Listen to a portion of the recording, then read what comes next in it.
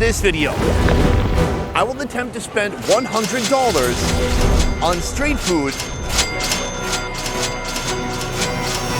here in Lima, Peru. Lima is an incredibly populated city. 1/3 of this nation's population lives right here in Peru's capital. Peruvian food is extremely wide-ranging, especially when you get out on the streets and try out the street food. It's totally worth doing. But can I spend $100? Well, I'm gonna find out soon. The places we're shooting today are not the most safe in Lima. That's why today we have this guy. He has a gun. Hopefully we have a safe, fun day here in Lima, and the worst thing that happens is I get way too full and I have to take a nap. In the neighborhood around me, it is dense, it is populated, there's a lot of street food happening. It is a Sunday. It is a perfect day to hit the streets. Let's get moving. Boom, I've spotted my first victim behind me right here. Causita de Poyo. Well, Poyo definitely means chicken, but Causita, it's a smaller version of a causa. What is that? I was wondering too. I'm gonna order one now and show you exactly what it is. Buenos dias. Buen día. Hoy le vamos a tener el mejor plato de entrada de todas las comidas peruanas. Es la causa. So the first sauce is a rocoto sauce. It's more like a puree. It's not really that spicy in my opinion. This, they say, is picante. Since I'm a pale lad, they say it's spicy and they think I can't handle spice. To be honest, I've not found the food in Peru to be that spicy, so I think I'll be okay. Muchas gracias. Take a look. On the outside, that is mashed potato that has been wrapped around a bunch of fillings. It's kind of like a chicken salad. It looks full of flavor and very carby. This is a slice of black olive. Let's start with that. First bite of the day. Very nice, very olivey. I got the sauce, I got mashed potatoes, I got some of the chicken, the salad is coming out of there. I enjoy this. The mashed potatoes are very, very smooth, savory potato. The inside, the chicken part, is very nice. There's some texture, there's some crunchiness, but mostly there's a lot of spice because I put a lot of that picante sauce on there. Wow, take a look at this guy. Mango truck. He's got a microphone over his mouth. It's like Mad Max in the streets over here. But instead of being scary like folks in Mad Max, he's trying to sell mangoes. All right, I'm gonna take another bite. You wanna hit it with some spice. It's spicy, but still very enjoyable. This is 5 soles. This is a rough start. We're trying to spend $100 today. Can I do it? I'm not so sure. This isn't ready to eat food, but it's interesting. There's different ingredients they have here in Peru that you won't find in other places in the world. For example, this is just the cactus part, and it's flippin' huge. I did have Cactus Tacos when I was in Mexico. Here, they make it into something else. They don't put it into a tortilla. They also consume, though, very interestingly, this. I know what you're saying. What? That's what I put on my face after I get a sunburn. I know. Here, they don't just eat it, they drink it. So they will peel the outside skin off and then make a goo come out of the aloe and then put that in a drink, and the drink is very gooey. We tried it on the main channel. You'll see it eventually. Come to our second food place. This one is called papa con huevo, so that means potato with eggs. Sorry, sometimes eggs can mean something else in Spanish, like cojones. The process has already begun. It starts with potato going into a little styrofoam boat, an egg. From here, a little bit of salt. And then here, this is the very special part. That is cheese. And then she's gonna put this green sauce on top. That looks magical. I have no idea what this sauce is or what it tastes like, but I'm gonna find out real soon. And then a little bit of a second sauce. I'm told the second sauce is picante, so I want plenty of that. Muchas gracias. All right, folks, come and check this out. Papa con huevo and also queso. I'm gonna start with the egg. This is a... What happened even just now? Gravity. Huh? This fork is disabled. What the? This is a disaster. I feel bad. I've dropped half my egg now. That's a lot of protein. I'm trying to be Ronnie Coleman over here. No spice at all. It tastes herby. This is a herb unique to the Andes Mountains. It's called huacatai. It kind of tastes like a hint of fresh coriander. What you gotta be really careful for is the fork, because they keep falling apart immediately as soon as you put a fork in them. I like the sauce. It's creamy. It's got flavor. It's got a lot of salt. Right here, they said this bite, she saw my complexion, and she said this guy can't handle spice. A little bit of extra heat, but like a 4 out of 10. This is a fresh cheese from the Andes. It tastes fresh. It tastes pretty much exactly like paneer, but with a load of this green sauce on there. It has a beautiful, delicious, creamy, dairy-filled, cheesy flavor to it. Very rewarding. This whole plate right here, 5 soles only. We have to eat a lot more food. Let's keep moving.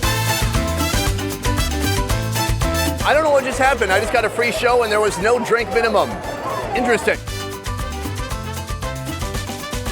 Boom, we come to our next food right here, something much more substantial. This is pescado frito. This is some fish fry. On the side, we've got salad, we've got onion, and the smell of fried fish is wafting throughout the air. This is luring me in. I cannot wait to try it out. Let's go. Hola. I've got some options. I could get salad, but I'm gonna get the fried cassava because that looks delicious. And she puts on some salad too. Oh geez. From there, she puts on the sauce. And then fresh from the fryer, a big, beautiful piece of fish, letting the oil drip off of it. Boom. Take a look at that. One fork and that dish is complete. Muchas gracias.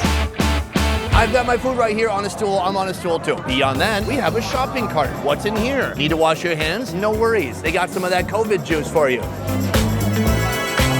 COVID-free for 1 day. Let's take a look at this. Let's work from the bottom up. There's a ton of onion and a ton of lettuce. On the bottom here, you can find the cassava, locally known as yuca. Cassava is one of my favorite root vegetables. Let's try it out. Oh yeah. The funny thing though, she fries the cassava in the same container where she's boiling the fish. So when you bite the cassava, you get a hint of the spirit of the fish. Let me put it down for easier handleability. It comes off pretty easy. It's steamy. It's still insanely hot. There don't appear to be a lot of bones. Do you know what kind of fish it is? It's purel. Purel? Purel? Purel? Mackerel. That helps. In the local language, this fish name is very hard to say. I'm gonna go with mackerel. Cheers. Juicy, crunchy, strong seasoning. A bit fishy too. I'm fully aware that I'm eating fish in this moment. From here, I'm going to the shopping cart. I'm told this is spicy sauce. Can I put it on fish? Well, I am. What if that's where they put their out-of-date sauce? And they're like, who would take sauce from a shopping cart and eat it? What an idiot. Me, I guess? All right, let's try it. Picante sauce and some mackerel. Let's go. Spice, I taste chilies and insane load of salt. You need to balance it with some yuca. The yuca's a little bland, but it helps you out because, man, that fish is powerful. Beyond the flavor, beyond the amount of food, the most unbelievable thing about this dish right here is that it costs 8 soles. Very affordable. Sorry, am I yelling now? Because it is so loud out here, but you guys can't tell. But imagine if it's like this the whole time in your ear. That's what it feels like here right now.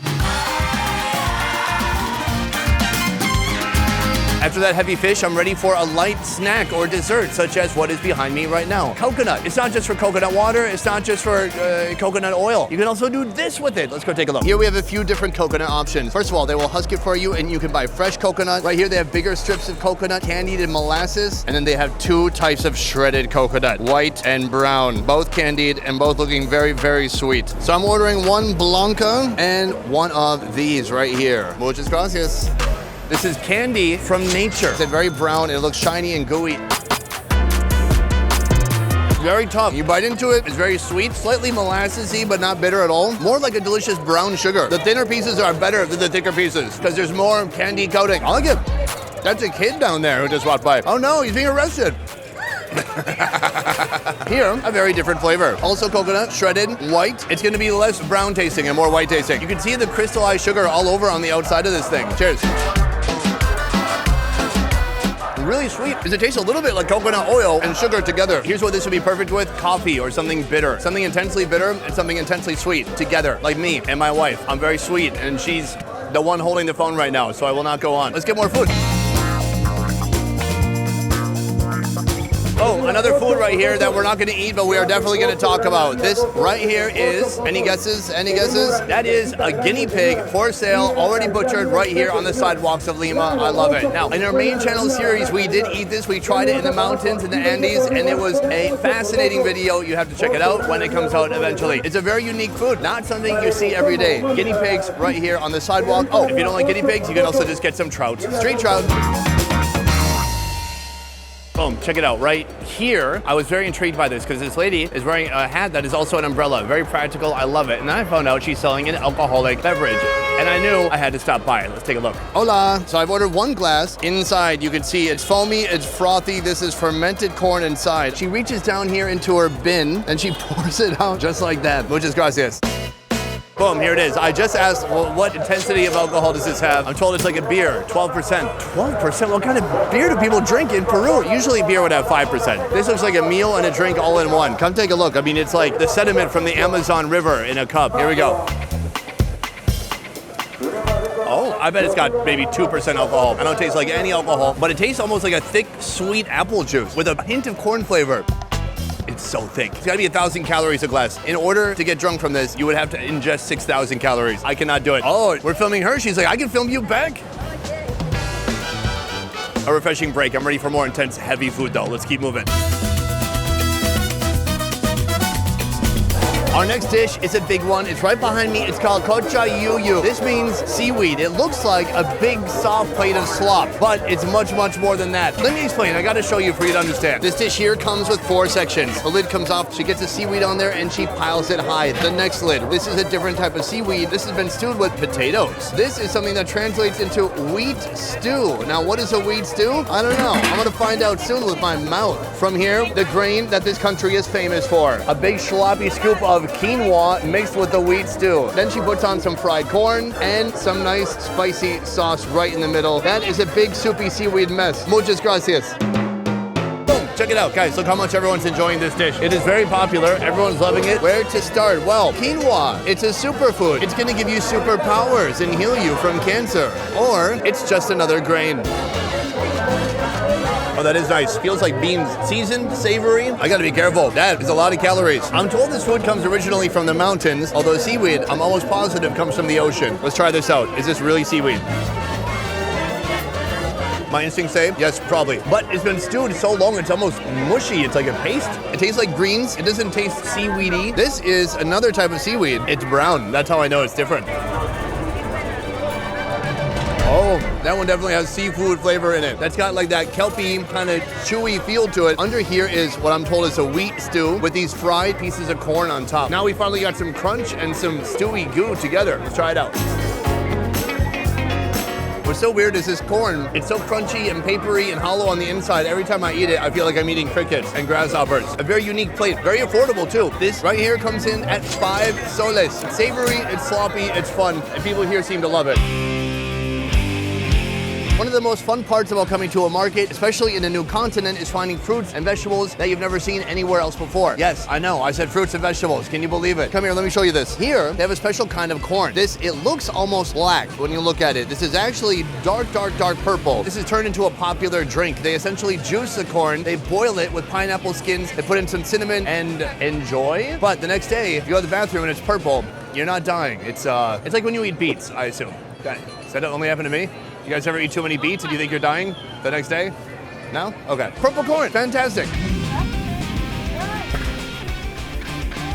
So we just saw the purple corn, and then here I found a dish being made with that same purple corn. This is called Azamora Morada. So this is a combination of kind of a rice pudding with the purple corn. Enough talking, let's see how it's made. Basically, we have 2 containers here, and we're gonna get a little bit of both. Here we have the rice pudding. That's gonna go on 1/2 of the bowl. A large portion of that's milk, that's rice, I'm assuming sugar, and then this is what comes from the purple corn. You can see it's thick, gloppy, gluey. It's the perfect yin and yang here in Lima. She tops it with a little bit of cinnamon, toss in a spoon, and that is 700 calories of deliciousness. Muchas gracias. Check it out right here. This snack and or dessert is 4 soles. You can see it's interesting. It's obviously 2 peculiar and different ingredients. I'm told the rice pudding comes from the Spaniards, but this purple part is something that's indigenous to this area. The corn is making it sweet and it's offering a lot of color. There's also some apple in there and some pear as well to give it even more sweetness. Well, let's see how sweet it really is. Oh, it's slimy. You can taste the pears. The cinnamon goes very nicely with it. There's little chunks of fruit inside. At first, the texture threw me off, but the more I eat it, the more I like it. All right, let's try out the rice. Mushy, milky, and slightly sweet. Get that all together. Oh, look, sometimes there's giant pieces of fruit inside that are surprising. That definitely is a peach pit right there. And now it's gone. I like both flavors independently, and they're even better together. Very interesting. I've not really had a texture quite like that. It's so goopy, and it kind of slowly breaks apart in your mouth. We're 7 foods in. I'm starting to get a little bit full right now. I might try one more. I'm not gonna tell you how many dollars we're at yet. We're trying to get to 100. I will reveal at the end if we made it. This, very yummy for your mouth.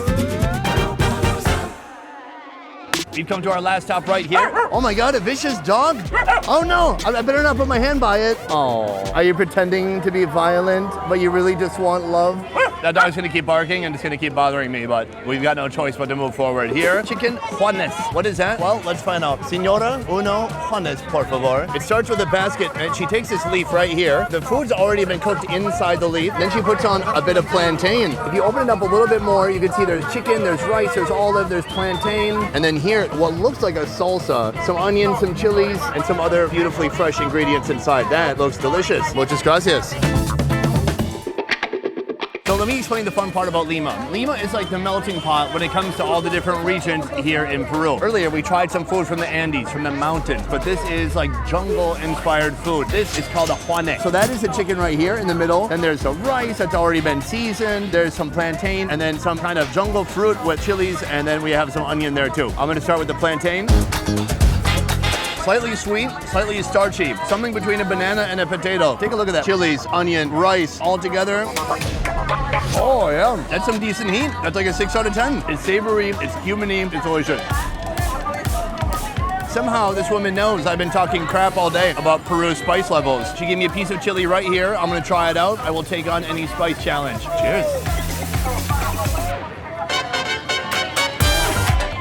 It's like a habanero, ton of flavor. Really spicy too, but really delicious. Delicioso. My stomach is gonna thank me later, but it's gonna be sarcastic when it does so. Finally, piece of chicken.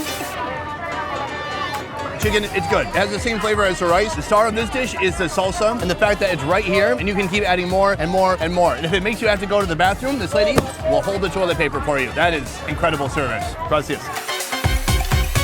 Boom, that is the end of the video here in Lima. Today I ate 8 different street foods. That's a lot, but when you add it all up, did it surpass $100? We're doing the confabulations now, and it turns out, no. In fact, I did not even come close to $100. Street food here is incredibly affordable. As you can see from this video, Peruvian food, hard to pin down. What is it? Is it a little bit of everything throughout the country? Yes, it is. If you come to Lima, be safe, be careful, and be aware of what's around you. Also, I should mention, not all of Lima is kind of like what we went and saw today. This is a more busy, bustling, how do you say, like working side of the city. There's many sides to Lima. This was just one of them today. Guys, I hope you enjoyed this video. Thank you so much for watching. I will see you next time. Peace. All right. Oh, ceviche. I forgot to eat ceviche from the street. That's always like a really good idea. I'm gonna find some hot ceviche.